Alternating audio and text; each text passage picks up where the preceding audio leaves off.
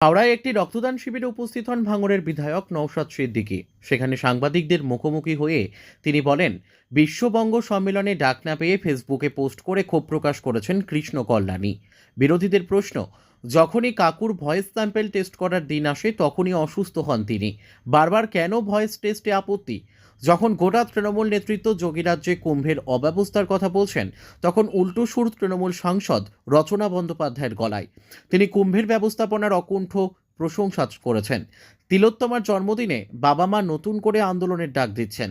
NRS হাসপাতালে saline ওষুধের ঘাটতি, চিঠিতে স্যালাইন সহ জরুরি ঔষধের ঘাটতির অভিযোগ করেন তিনি।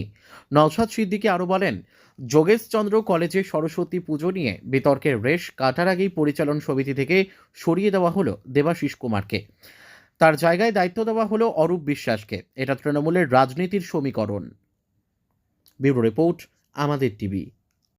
আমার পর্যন্ত এসে আটকে যাবে, আমার বসের অবধি যেতে পারবে না, সেটা আমরা দেখতে পাচ্ছি তো। এটা বিশ্ববঙ্গ সম্মেলনে ডাক পেলেন না কৃষ্ণ কল্যাণ, কি বলবেন? দেখুন, কে ডাক পাবেন না পাবেন সেটা তাদের একান্ত এখতিয়ার। কারণ হচ্ছে, আমি এটা বলছি, এটা রাজ্য সরকার চলছে না, এটা তৃণমূল কংগ্রেস চলছে। তো আমাদেরও বিভিন্ন অ্যাডমিনিস্ট্রেটিভ মিটিংয়ে আমাদের সাথেও তো কি কথা বিমাতৃশীল আচরণ করা হয়। যেখানে আমাদের বিরোধী বিধায়কদের থাকা দরকার, যেখানে বিরোধী এমপিদের থাকার কথা, তাদের সেখানে ডাকে না। আপনারা দেখলেন কদিন আগে জন বাল্লা সাহেব, প্রাক্তন এমপি, তাকে অ্যাডমিনিস্ট্রেটিভ মিটিংয়ে ডাকলো। জন বাল্লা সাহেব যখন ওখানকার রানিং এমপি ছিলেন তখন তাকে ডাকেননি। এই দ্বিচারিতা এগুলো। দাদা, যখন কুম্ভ মেলা নিয়ে যে ঘটনাগুলো ঘটছে, যখন যে বিতর্কে দেখা দিচ্ছে, সেখানে রচনা ব্যানার্জি তারই সাংসদ গুণগান করলেন। এটা মমতা ব্যানার্জি হয়তো রচনা ব্যানার্জিকে দিয়ে ড্যামেজ কন্ট্রোল করতে হচ্ছে। বিজেপি গাড্ডায় পড়েছে, পার্লামেন্টে বিজেপির কাছ থেকে জবাব চাইছে কেন কুম্ভর মহাকুম্ভে, যেখানে প্রচুর মানুষের সমাগম হয় আর আগে থেকেই আমাদের জানা ছিল, সেখানে কেন তারা পর্যাপ্ত পরিমাণে এই পুলিশি ব্যবস্থা ঠিক রাখতে পারলো না। অ্যাডমিনিস্ট্রেটিভ ফেলিওরের ফলেই তো এক দুর্ঘটনা ঘটলো। এর যখন জবাব চাইছে তখন মমতা ব্যানার্জি কিছুটা হলো এই ড্যামেজ কন্ট্রোলের জন্য তার এমপিকে পাঠিয়েছে হয়তো, নাহলে মমতা ব্যানার্জি জবাবদিহি করুক। আমরা দেখেছি তো, যখন সিএএ বিল পাস হয় তখন বিল পাসে তাদের সহযোগিতা করার জন্য আমাদের রাজ্যের মমতা ব্যানার্জির দলের প্রায় 7টা এমপি অনুপস্থিত ছিল। দাদা, যোগেশচন্দ্র কলেজে যিনি পরিচালন কমিটির মধ্যে ছিলেন, দেবাশিস কুমারকে সরিয়ে দিয়ে অরূপ বিশ্বাসকে দেওয়া হলো, তাহলে কি কোনোরকমভাবে কি তারই দলের মধ্যে কোনোরকমভাবে কোনোরকম বিশ্বাসটা? দেখুন, যোগেশচন্দ্র কলেজে সরস্বতী পুজোকে কেন্দ্র করে যে ঘটনা ঘটেছে, এক শ্রেণীর মিডিয়ার অংশ সেটাকে হিন্দু মুসলমান করার চেষ্টা করছে। এটা হচ্ছে সম্পূর্ণ ওদের গোষ্ঠীদ্বন্দ্ব। আর ইভিনিং কলেজ, মর্নিং কলেজ, ওখানে সম্ভবত 2টো কলেজ আছে, সেটা নিয়ে সমস্যা। এবার হচ্ছে আমার স্পষ্ট বার্তা, যদি ওখানে এই কি সাজিদ আলী না যে কি আছে যদি দোষী হয়, এখনো পর্যন্ত তৃণমূলের তার অফিসিয়াল স্টেটমেন্ট দেখতে পেলাম না, বা প্রশাসনকে বলে তার বিরুদ্ধে মামলা করে বা তাকে অ্যারেস্ট করলো না কেন। এটাকে সামনে রেখে হিন্দু মুসলমানের বাইনারি তৈরি করা হচ্ছে, যেটা বিজেপি তৃণমূল উভয়েরই সুবিধা হয়। 26 ইলেকশন আসছে, তৃণমূল বিজেপি দুটোই ব্যর্থ হয়েছে, কিন্তু ধর্মীয় জিগির তুলে বাইনারি, হিন্দু মুসলমানের বাইনারি করতে পারলেই দুটো দল টিকে থাকবে। এটা খেলা চলছে হিন্দু মুসলমানের খেলা। কারণ আমি একটা জোর গলায় বলতে পারি, যদি এটা ইচ্ছাকৃতভাবে কেউ ওই পুজো বা অন্য কোনো ধর্মীয় অনুষ্ঠানকে আলাদা দেওয়ার চেষ্টা করে, আমি এর তীব্র ধিক্কার নিন্দা জানাই। অনেক ক্ষেত্রে আমাদের হাওড়া জেলাতে এই নবী দিবসকে কেন্দ্র করে একটা অশান্তি হয়েছিল, আমরা ওইগুলো দেখতে চাইছি না। আমরা চাই প্রত্যেককে তার ধর্মীয় প্র্যাকটিসটা যাতে সঠিকভাবে করতে পারে, তার প্রোটেক্ট কীভাবে হয়, প্রত্যেকটা নাগরিকের যেমন দায়িত্ব, সরকারেরও তেমন সরকারও দায়িত্বটা। যে সমস্যাটা চলছে কি বলবেন টলিউডের? তো আমার মনে হয় গত বছরের দিকেও এই ধরনের একটা 2024 সালে এই ধরনের একটা সমস্যা হয়েছিল, সেখানে দীর্ঘদিন পরে সমস্যাটা রাখলো।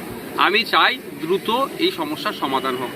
প্রত্যেকের অধিকার যেটা আছে, যেটা ক্ষুণ্ণ হচ্ছে সেটা না ক্ষুণ্ণ হয়, এবং কারো উপরে ওনার চাপিয়ে দেওয়া হয়, সেটার আমি পক্ষে। আলোচনার ভিত্তিতে দ্রুত তারা কাজে ফিরুক, এই আশা করবো। অচলাবস্থা কেটে উঠুক, এটা আমি চাই। দাদা, একটা কর্পোরেশন ইলেকশন হলো না, সে থেকে সাধারণ মানুষ প্রচুর বঞ্চিত হচ্ছে, পরিষেবা ঠিকঠাক পাচ্ছে না। রাজ্য সরকার চাইছে না সেই অর্থে নির্বাচন হোক, কারণ এখন অ্যাডমিনিস্ট্রেটরকে বসিয়ে দিয়ে রাজ্য সরকার বকলমে কন্ট্রোল করছে, মানে তৃণমূল কংগ্রেস কন্ট্রোল করছে। এটা থেকে তো মানুষের অধিকারকে খর্ব করা হচ্ছে। আমার মনে হয় লেটেস্ট কলকাতা হাইকোর্ট যেটা নির্দেশনা দিয়েছে রাজ্য সরকারকে, যে 6 সপ্তাহ না 7 সপ্তাহ মতো সম্ভবত টাইম দিয়ে তার মধ্যে নির্বাচনের সংক্রান্ত বিষয়ে জানাতে। এবং দেখার বিষয় রাজ্য সরকার কতটা সদিচ্ছা আছে। রাজ্য সরকার দেখছে বকলমে তার তৃণমূল কংগ্রেস পরিচালিত তো বোর্ডটা চলছে বকলমে, সেই জন্য করাচ্ছে না। এটাতে কিন্তু মানুষের গণতান্ত্রিক অধিকারকে খর্ব করা হচ্ছে। নির্যাতিতা পরিবার, তিনি তার জন্মদিনেতে আবার পথে নামার ডাক দিলেন তার বাবা মা, এটাই কি বলবেন? আমি ওই পথনাবাকে সমর্থন করি। আমার যদি সময় হয়ে ওঠে আমিও তিলোত্তমার পরিবারের সাথে রাস্তায় পা মেলাবো। অবশ্যই আমাদেরকে রাস্তায় থাকা দরকার। যেভাবে অপদার্থ সিবিআই চার্জশিট জমা করার ক্ষেত্রে গড়িমাসি থেকে শুরু করে তদন্ত করার ক্ষেত্রে যেভাবে গাফলতি করেছে, এটাকে আমরা কোনোভাবেই মেনে নিতে পারবো না। আর রাজ্য সরকার, কেন্দ্র সরকার, রাজ্য সরকার যেভাবে যোগসাযোগে এই কালপিটদেরকে বাঁচানোর চেষ্টা হচ্ছে, এর বিরুদ্ধে আমাদেরকে জনগণকে প্রস্তুত দিতে হবে, গণতান্ত্রিক প্রক্রিয়ায় জবাব দিতে হবে।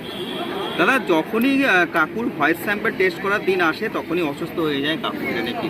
দেখুন, কাকুর ভয়েস স্যাম্পেলের কথা যে কথা বলছেন, এটা তো ভুলেই গিয়েছিল তদন্তকারী সংস্থা কেন্দ্রীয়। কোর্টের ঝাড় খাওয়ার পরে একটু নড়ে চড়ে বসেছিল। এতদিন দেখুন হয়তো কাকুর গলার চেঞ্জ হয়ে গিয়েছে, কে বলবে? কারণ গতবারে আমরা দেখলাম যখন কাকুকে খুঁজতে গিয়েছিল, কাকু তখন শিশুদের বেডের নিচে লুকিয়ে পড়েছিল। এটা একটা নাটক চলছে। আপনারা জানেন গত কয়েক বছর আগে কলকাতা হাইকোর্টের এক বিচারপতি একটা অর্ডার দিয়েছিলেন জিজ্ঞাসাবাদের জন্য। সেখানে উল্লেখ করে দিয়েছিলেন যে হসপিটালে তিনি অমুক নির্দিষ্ট হসপিটালে গিয়ে, কিন্তু যদি অসুস্থ হয়ে যায় অমুক নির্দিষ্ট হসপিটালে গিয়ে চিকিৎসা নিতে পারবে না, এই মর্মে একটা নির্দেশনাও দিয়ে দিয়েছিল। সেই হচ্ছে এটা, নাটক চলছে এটা।